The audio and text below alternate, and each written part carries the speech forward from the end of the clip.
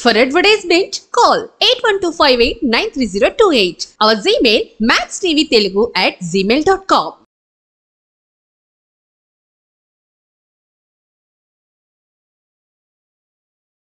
Max TV భక్తి ప్రేక్షకులకు నమస్కారం.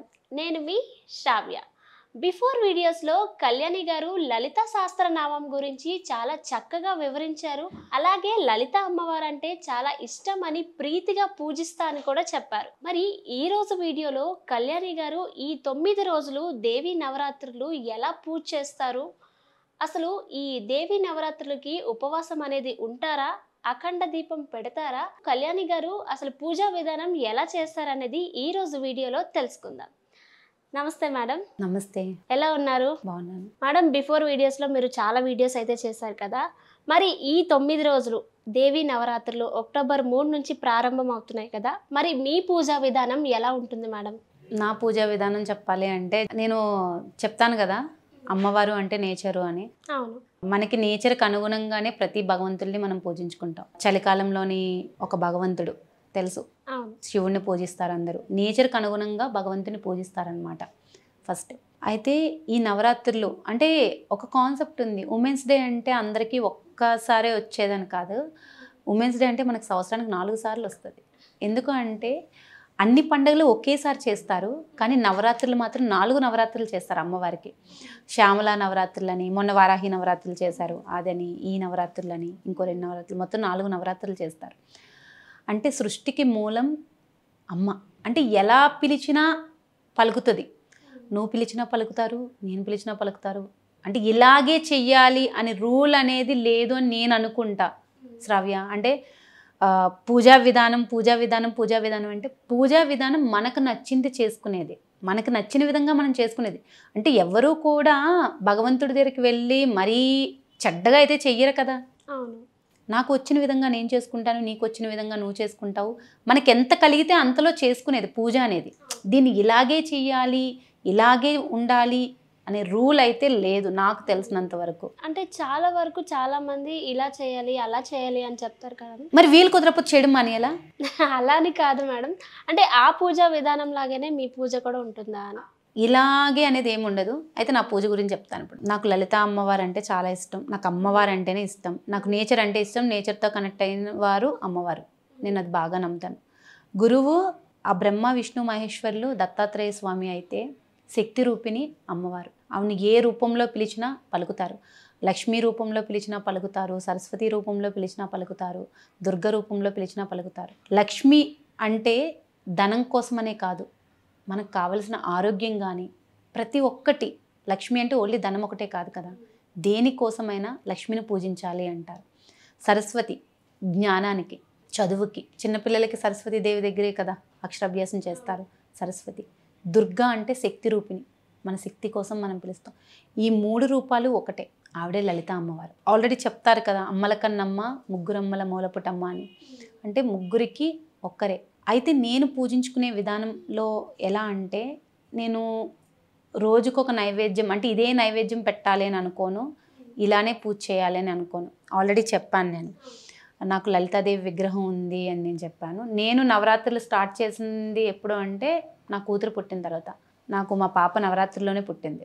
బాలా త్రిపుర సుందరి అవతారం రోజు పుట్టింది అనమాట. తనకు ఇప్పుడు 14 ఇయర్స్. నేను 14 ఇయర్స్ బ్యాక్ అంటే నేను 13 ఇయర్స్ నుంచి నవరాత్రులు చేస్తున్నాను. నేను చేసే ప్రతి సంవత్సరం ఒకటే విధానం. నేను ఈరోజు ఎవరో చెప్పారు, కొత్తగా చెప్పారు అని నేను చేయలేదు. ఇలా చేయాలి, నాకు వచ్చిన విధంగా, నాకు అమ్మవారిని నేను ఎలా పూజించుకోవాలో అలా చేసుకున్నాను అంతే. ఆ విధానంలో ఏంటంటే, ఉదయం లేచి తెల్లవారి 4:30కి అలా లెగుస్తాను. లెగిచి అమ్మవారికి చక్కగా అభిషేకం చేసుకుంటాను. అభిషేకం చేసుకొని మన దగ్గర ఏంటంటే పసుపు గౌరమ్మని కంపల్సరీ చేసుకుంటే మంచిది. వినాయకుడిని, పసుపు గౌరమ్మని ఏ రోజైతే మనం స్టార్ట్ చేస్తామో అమ్మవారి పూజ, ఆ ఫస్ట్ రోజు శైలిపుత్రి రోజు అమ్మవారికి, అంటే అమావాస్య వెళ్ళిపోయిన నెక్స్ట్ డే కదా చేసుకుంటాము. ఆ రోజు చక్కగా గౌరమ్మని, వినాయకుడిని చేసుకుంటాను. చేసుకొని ఆ 9 రోజులు అమ్మవారికి పూజ చేసుకుంటాను. కుంకుమ పూజ చేసుకుంటాను, 2 దీపాలు వెలిగించుకుంటాను అమ్మవారికి. ఉదయం తెల్లవారే ఫ్రూట్స్ ఏముంటే అవి నేను అమ్మవారికి నైవేద్యం పెట్టుకుంటాను. నైవేద్యం పెట్టుకొని తర్వాత మా పక్కనే టెంపుల్లో లలిత సహస్రనామం చదువుతారనమాట. చదవడానికి వెళ్తాను. అమ్మవారి దగ్గర దర్శనం చేసుకొని ఇంటికి వచ్చి ఈ నైవేద్యం అని ఏముండదు. నేను ఆ రోజు ఏదైతే ఇంట్లో చేస్తానో అంటే అన్నం, పప్పు, కూర, ఏదో ఒక్కొక్క స్వీట్, ఆ రోజు పరవన్నం కానీ పులిహోర కానీ ఏదైతే అది మనం ఏం తింటామో అంటే అమ్మ మన ఇంటికి వచ్చింది. మనం అతిథి ఇంటికి వస్తే ఏం చేస్తాము? మనం తినకముందు ప్రత్యేకంగా పెట్టి అప్పుడు మనం తింటాం. మనం వండుకున్నాయే వండుకుంటాం. ఏదైనా ఎక్స్ట్రాగా ఒక స్వీట్ కానీ ఒక పులిహోర కానీ ఏదో ఒకటి చేస్తామన్నమాట. అంటే ఆ 9 రోజులు నా అమ్మ నా ఇంటికి వచ్చింది అని నేను ఫీల్ అవుతాను అనమాట. నిజం చెప్పాలంటే అమ్మవారు నా ఇంటికి వచ్చారు. ఉదయం నేను పూజ చేసుకున్నప్పుడు పళ్ళు నైవేద్యంగా పెట్టాను. అయితే నేను వంట అయిపోయిన తర్వాత ఏదైతే మనం తింటామో అమ్మవారికి ప్రత్యేకంగా ఒక కంచం ఏర్పాటు చూపిస్తాను ఈసారి. ఆ రోజు కూడా నేను పూజలో కంచం ఉంది. అందులోనే అమ్మవారికి చక్కగా అన్నం, కూర, పప్పు, వాటరు, కిల్లి పెట్టి నేను సమర్పించుకుంటాను అనమాట. మధ్యాహ్నం సమర్పించుకొని ఉదయం టైంలో పళ్ళుతో పాటు పానకం నైవేద్యం పెట్టుకొని, నేను ఆల్రెడీ ఇంతకుముందు వీడియోస్లో కూడా చెప్పాను, ఈ 9 రోజులు కూడా పానకం నైవేద్యం పెట్టుకుంటే చాలా మంచిది. ఏ నైవేద్యం పెట్టినా పెట్టకపోయినా అమ్మవారికి పానక నైవేద్యం చాలా మంచిది. పానకం నైవేద్యంగా పెట్టుకొని మధ్యాహ్నం అమ్మవారికి మనం తినేదే పలహారంగా పెట్టుకొని ఇవే నైవేద్యాలు చెయ్యాలి అంటే అమ్మవారికి అన్నీ ప్రీతేనండి. ప్రేమతో పెడితే ప్రతీది ప్రీతే అమ్మవారికి. ప్రేమతో ఒక పుష్పం పెట్టినా భగవంతుడికి ప్రీతే. అమ్మవారనే కాదు, భగవంతుడికి హృదయంతో ఎంత పూజిస్తున్నాం అనేది ఇంపార్టెంట్. మనం ఈ నైవేద్యం పెట్టేసి ఎదుటివారిని ఎవరిలో దూషిస్తే కాదు, మనం ఏది పెట్టినా అమ్మవారికి ఇష్టమే. అందువల్ల మీరు ఏది చేయగలుగుతారో, మనకి ఎంత ఓపిక ఉందో అంతవరకు. ఇప్పుడు చక్కగా స్నానం చేసుకొని వండేది ఉల్లి వెల్లుల్లి కలవకుండా. ఆ 9 రోజులు ఎలాగా ఉల్లి వెల్లుల్లి తినం, మనం నాన్వేజ్ తినం, కలవకుండా చక్కగా పప్పు, అన్నం, కూర ఎలాగా వంట చేసుకునేది. దానికి తోడు మనం ఏదన్నా చేయగలిగే స్తోమత ఉంటే, చేసుకునే స్తోమత ఎలాగా ఉంటుంది, ఓపిక ఉంటే పులిహోర ఒకరోజు, కొంచెం స్వీట్ కింద పరవన్నం ఒకరోజు కేసరి, చిన్న గ్లాస్తో వాటర్ అమ్మవారికి పెట్టి సమర్పించేసుకొని అదే తెచ్చుకొని నేను భుజిస్తానన్నమాట. అమ్మవారికి పెట్టిన తర్వాత అదే తెచ్చుకొని నేను భుజిస్తాను. సాయంకాలం మళ్ళీ ఒక్కొక్క రోజు ఓపిక ఉంటే నైవేద్యం ఏమన్నా చేస్తాను, అంటే ఏ కేసరను ఏదన్నా చేస్తాను. లేదు అంటే మళ్ళీ పల్లె నైవేద్యంగా పెట్టి మార్నింగ్ టైంలో లలితా సహస్రనామం గుళ్ళో చదవడానికి వెళ్తాను కదా. ఈ 9 రోజులు ఈవినింగ్ టైంలో కనకదార స్తోత్రం చదువుకుంటాను 6 గంటలకి. దీపం పెట్టిన తర్వాత కనకదార స్తోత్రం కానీ లక్ష్మీ అష్టకం కానీ కంపల్సరీ చదువుకుంటాను 9 రోజులు. మార్నింగ్ ఏమో లలితా సహస్రనామం చదువుతాను, ఈవినింగ్ కనకదార స్తోత్రం చదువుతాను. ఒకవేళ అంటే ఆ రోజు నేను చదవలేదు అంటే పడుకునే ముందు కనకదార స్తోత్రం పెట్టుకొని వినైనా పడుకుంటాను నేను. అంటే 9 డేస్ నేను చేసేది ఇదే. ప్రతి సంవత్సరం నేను చేసే విధానం ఇదే. మార్నింగ్ లలిత చదువుతాను, ఈవినింగ్ కనకదార స్తోత్రం చదువుకుంటాను. నేను ఈ నైవేద్యం పెట్టాలి, ఈ చీర కట్టుకోవాలి అంటే ఈ చీర కట్టాలి, అమ్మవారిని ఈరోజు ఈ రూపంలో రెడీ చేశారు, అది ఉందండి, లేదని నేను చెప్పను. అమ్మవారిని నేను ప్రతిరోజు కూడా ఆ లక్ష్మీ, దుర్గా, సరస్వతి ఒకే రూపంలో లలితాదేవి రూపంలో ఉందని నేను ఆ లలితా అమ్మవారిని నేను పూజించుకుంటాను. 3 రూపాలు ఆవిడ రూపంలోనే ఉన్నాయి. ఎందుకంటే మనం లలితాదేవి పటం తీసుకున్నా ఇటు లక్ష్మీదేవి ఇటు సరస్వతీదేవి కనిపిస్తారు మనకి. అందరి దేవుళ్ళు ఆవిడ ఉరు చుట్టే కనిపిస్తారు. లలితా సహస్రనామంలో కూడా 3,000,000 దేవతలు ఆవిడ దగ్గరే ఉన్నారని చెప్తారు. అలాంటప్పుడు అంతా కూడా ఆవిడ రూపమే కదా. సింబాలిక్గా చెప్పాలి అంటే శ్రావ్య, ఆవిడికి ఆకుపచ్చ చీర కడతారు లలితాదేవికి. ప్రకృతి రూపం ఆకుపచ్చ, ఆవిడకి ఆకుపచ్చ చీర కడతారు. నేను కాలాన్ని అంటే నేచర్ని నేను గట్టిగా నమ్ముతాను.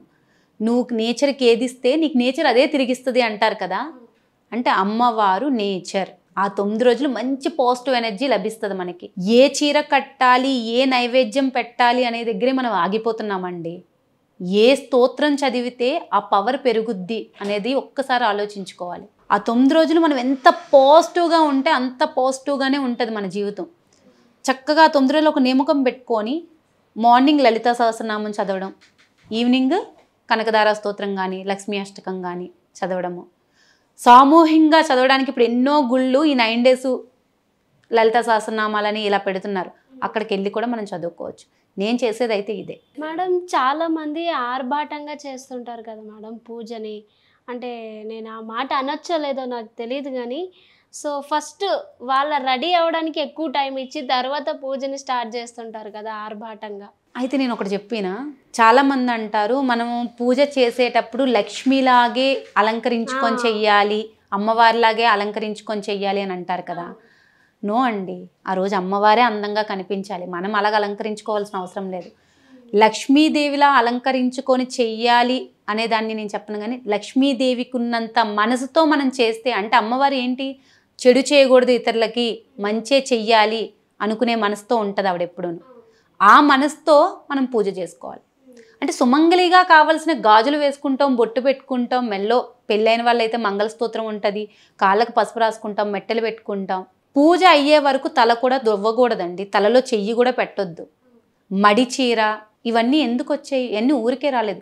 ఊరికే నెత్తిపైన చెయ్యి పెట్టుకొని ఆ చెయ్యి ఇంకో దాంట్లో పెట్టొచ్చా? లేదు, పెట్టకూడదు.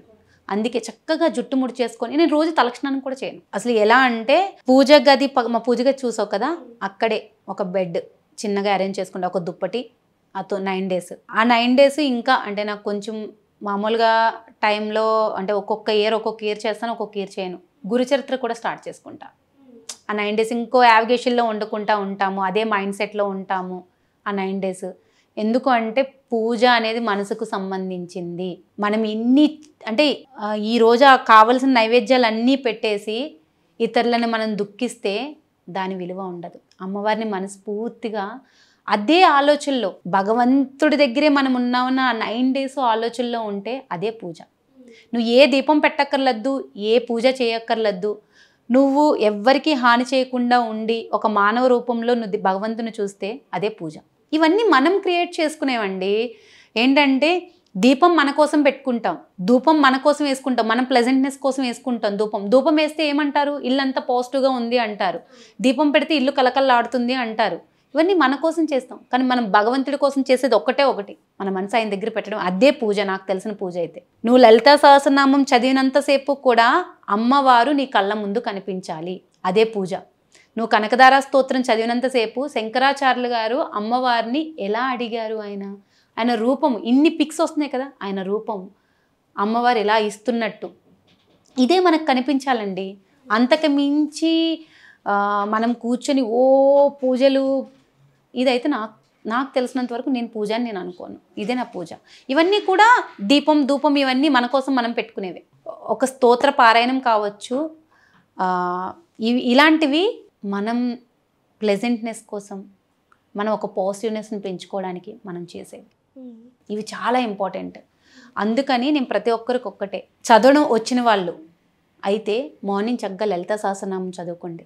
మధ్యాహ్నం మీరు ఉపవాసం కూడా చాలామంది అంటారు ఈవినింగ్ వరకు ఉపవాసం ఉండాలి అని అంటారు. నేనైతే ఉపవాసం చెయ్యను. అంటే మీరు ఈ 9 days ఉపవాసం ఉండరా? ఉపవాసం ఏమి ఉండను. నేను మార్నింగ్ ఏం తిన్ను, అంటే అమ్మవారికి మళ్ళీ మధ్యాహ్నం నైవేద్యం పెట్టే వరకు మార్నింగ్ ఏం తినను. నేను చెప్పాను కదా, ఉదయం పాలు, అమ్మవారికి పాలు కానీ కంపల్సరీ పానకం పెట్టుకుంటాను, పళ్ళు పెట్టుకుంటాను. మధ్యాహ్నం మా ఇంట్లో అందరూ తినడానికి ఏదైతే నేను వంట చేస్తానో అదే వంట, ఉల్లి వెల్లుల్లి కలవకుండా. 9 రోజులు ఇంట్లో నలుగురు ఎవ్వరం కూడా ఏది ముట్టుకో, అంటే బయటవి తినడం కానీ చేయడం కానీ. నలుగురం చేస్తాం, అంటే పిల్లలిద్దరూ, నేను, మా హస్బెండ్ నలుగురం చేస్తాము. ఉల్లి వెల్లుల్లి కలవకుండా వంట చేస్తాను, అదే అమ్మవారికి పెడతాను. పెట్టి ఓపిక ఉంటే స్పెసిఫిక్గా పరవన్నం, పులిహోర చేస్తాను. ఉంటే లేదు అంటే అన్నం, పప్పు, కూర, పచ్చడి ఏదన్నా చేస్తాను. పెరుగన్నం. నా ఇంటికి నా అమ్మ వస్తే నేను భోజనం ఎలా పెడతానండి, సేమ్ అలాగే అమ్మవారు కూడా నా అమ్మనే అనుకుంటాను. నా అమ్మ వచ్చింది, నేను భోజనం పెట్టాను, తిన్న తర్వాత మంచినీళ్ళు ఇవ్వాలి కదా, మంచినీళ్ళు ఇస్తాను, అలానే పెట్టుకుంటాను. అంతే, అదే నైవేద్యం. సాయంకాలము మళ్ళీ పళ్ళు పెట్టుకుంటాను. కానీ ఇవన్నిటికన్నా నేను నియమకం పెట్టుకునేది అయితే ఒక్కటే, మార్నింగ్ లలితా సహస్రనామం చదువుతాను, ఈవినింగ్ కనకదార స్తోత్రం చదువుతాను. ఆ ఇయర్లో నాకు ఏదైనా అంటే చదవాలి అనుకుంటే గురుచరిత్ర నేను పారాయణము 7 days చేసుకుంటాను అనమాట. ఇదే నేను పూజ చేసుకునే విధానం.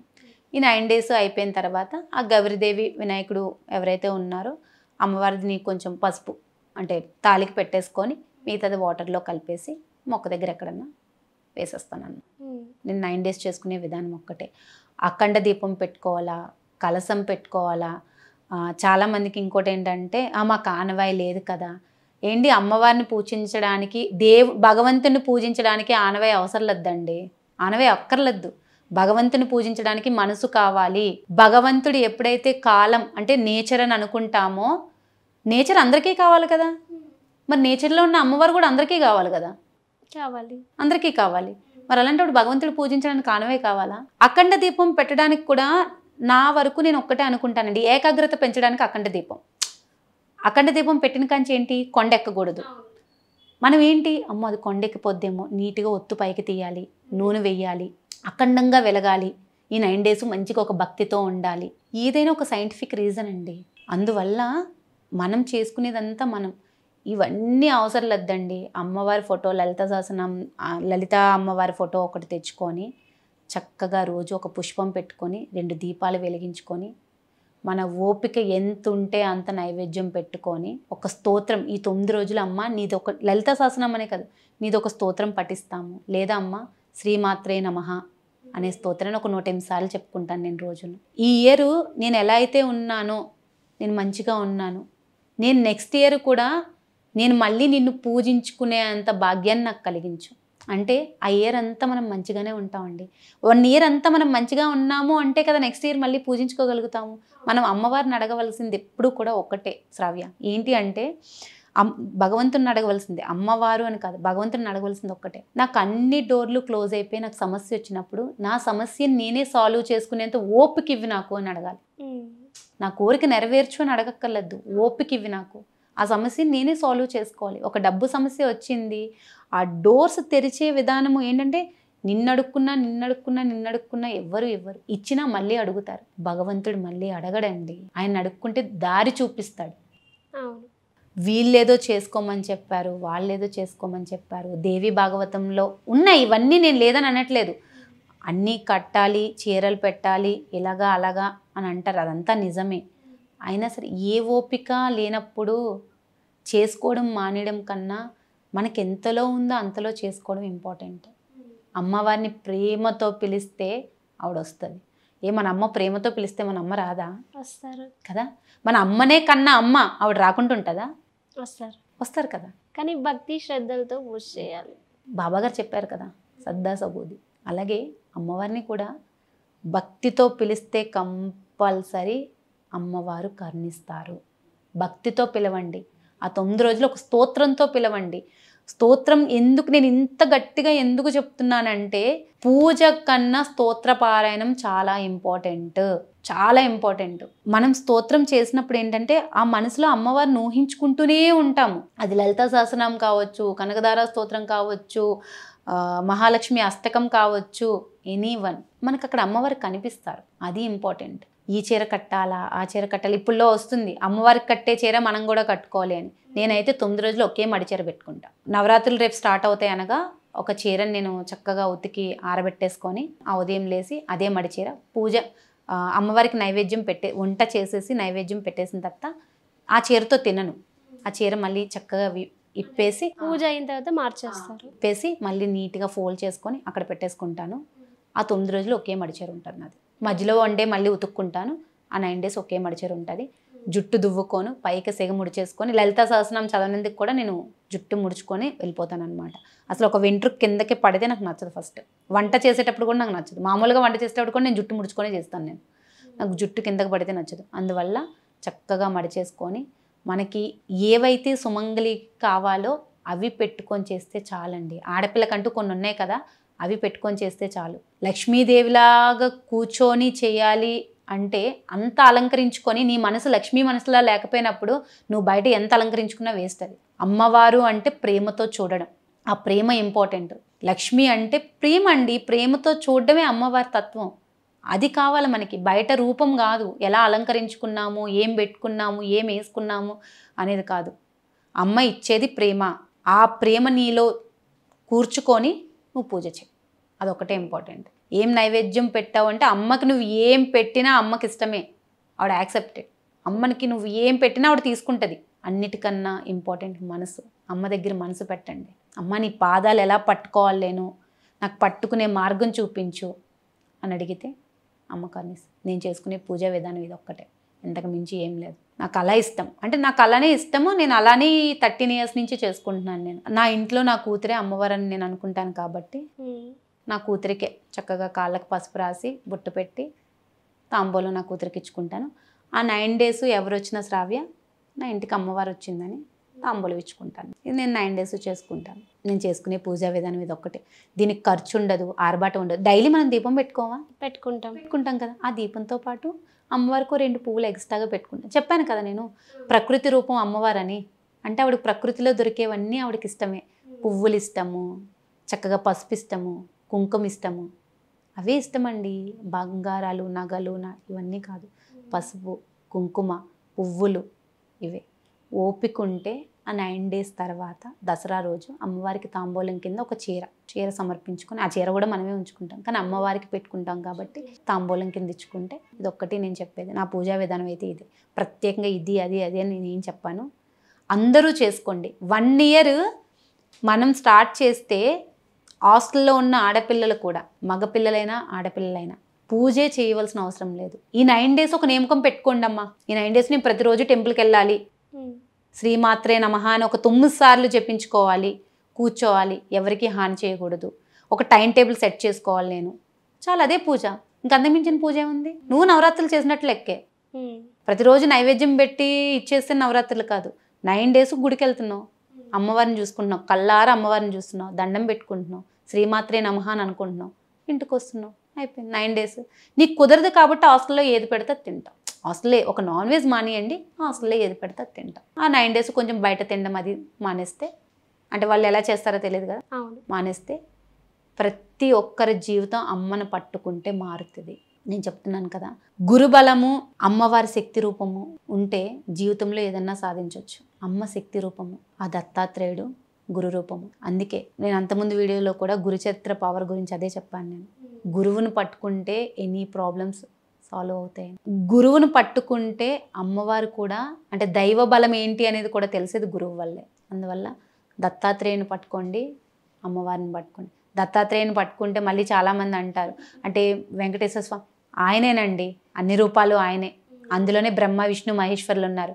శివుడు అందులోనే ఉన్నారు, విష్ణువు అందులోనే ఉన్నారు, బ్రహ్మ అందులోనే ఉన్నారు. అంటే మనం అన్ని దేవుళ్ళు పట్టుకున్నట్టే. గురుదైవము దత్తాత్రేయుడు, అమ్మవారు, సరిపోతుంది. మేడం, దేవీ నవరాత్రుల గురించి చాలా చక్కగా వివరించారు మేడం. ఉన్నంతలో ఆర్భాటాలకి పోకుండా ఉన్నంతలో ఎలా చేసుకోవాలనేది చాలా నీట్గా అందరికీ అర్థమయ్యే విధంగా చెప్పారు madam. Thank you so much. Thank you.